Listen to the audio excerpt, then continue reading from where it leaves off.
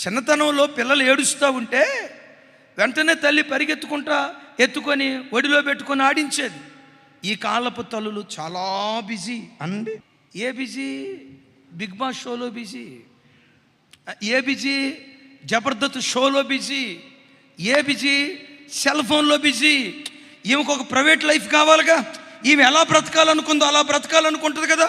ఈమెకు private life కావాల్సి వచ్చి ఆ సెల్ ఫోన్లో ఏదో సీరియల్ చూస్తుంది, ఏదో క్రైమ్ స్టోరీ చూస్తుంది. తన జీవితం ఆ ఫోన్తో అంకితమై పిల్లలు వచ్చి మమ్మీ అని ఏడ్చారనుకోండి, ఏం లేదు, సెల్ ఫోన్ ఇచ్చి నాన్న ఈ కార్టూన్ ఛానల్ చూడు నాన్న అని తల్లి కార్టూన్ ఛానల్ ఇస్తుంది. ఆ పిల్లోడు కార్టూన్ ఛానల్ చూస్తా చూస్తా ఇట్లా నొక్కుతాడు.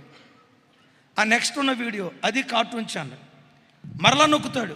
ఆ తర్వాత కార్టూన్ ఛానల్ వీడియో, ఆ తర్వాత నొక్కుతాడు. ఈసారి ఏదో సినిమా పాట వస్తుంది, ఆడు చూస్తాడు. మరలా నొక్కుతాడు.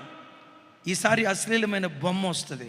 ఎవరో ఒక అబ్బాయి ఒక అమ్మాయి దగ్గరికి వచ్చి ముద్దు పెట్టుకున్నట్లు, అమ్మాయి అబ్బాయి దగ్గరికి వెళ్ళి ముద్దు పెట్టుకున్నట్లు ఆ వీడియో వస్తుంది.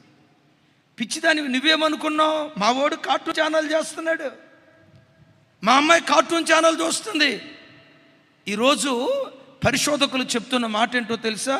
తల్లిదండ్రులు పిల్లల చేతికి సెల్ ఫోన్ ఇచ్చి తల్లిదండ్రులే పాపం పరోక్షంగా నేర్పుతున్నారట. ఈ దినాలు భయంకరమైన దినాలు. ఎంత భయంకరమైన దినాల్లో ఈరోజు ప్రపంచం బ్రతుకుతుందో ఆలోచిస్తే కాళ్ళు చేతులు గడగడ వణుకుతూ ఉన్నాయి. ఎందుకో తెలుసా? ఈ మధ్యకాలంలో హైదరాబాదులో 8వ తరగతి చదివే పిల్లల స్కూల్ బ్యాగ్ ఓపెన్ చేస్తే ఆ స్కూల్ బ్యాగులో గంజాయి ప్యాకెట్లు ఉన్నాయట, సిగరెట్ ప్యాకెట్లు ఉన్నాయట, డ్రగ్స్, కొకైన్, మాదక ద్రవ్యాలు ఆ స్కూల్ బ్యాగ్లో ఉన్నాయట. నాకు ఉన్నంత వరకు 8వ తరగతిలో మన స్కూల్ బ్యాగులో నాకు తెలిసి నా స్కూల్ బ్యాగులో ఏ చాక్లెట్లో బిస్కెట్లో ఉండేవి.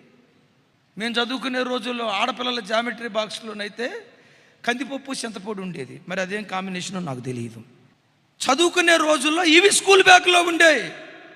అమ్మా, నాగరికత పెరుగుతుంది. ఈ దినాలలో చిన్న వయసులోనే పిల్లలు మలినమైపోతున్నారు. లోకాన్ని చూడు.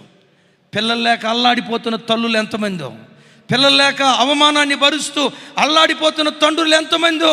నీలో నీతి ఉన్నా లేకపోయినా, మంచితనం ఉన్నా లేకపోయినా నీకు పిల్లల్నిచ్చాడే వాళ్ళు దేవుని బహుమానాలని ఎరిగి పిల్లల విషయమే గర్జించే తల్లిగా, కాపాడుకోవటానికి ప్రార్థన గర్జన చేసే తండ్రిగా దేవుని సన్నిధిలో నువ్వు బ్రతుకుదువు కాక.